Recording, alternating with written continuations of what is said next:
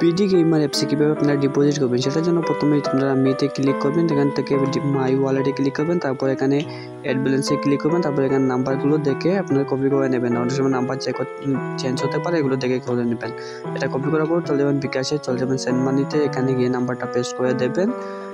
Paste করার পর এখানে আপনি কন্টিনিউ ক্লিক করার পর আপনার কত টাকা ডিপোজিট করতে চান সেই টাকাটা অ্যামাউন্টটা বসিয়ে দেবেন ওইখানে।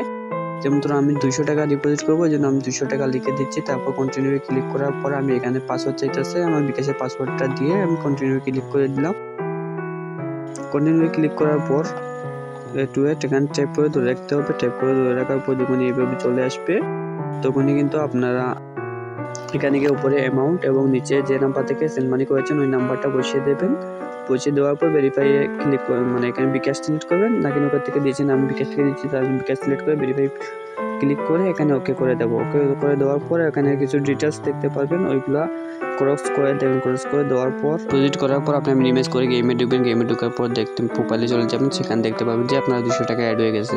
তো অ্যাপটি ডাউনলোড করতে চাইলে আমাদের টেলিগ্রাম চ্যানেলে দেখতে পারেন বা ভিডিও ডিসক্রিপশন বক্সে আমি লিঙ্ক দিয়ে রাখবো, এখান থেকে ডাউনলোড করতে পারেন।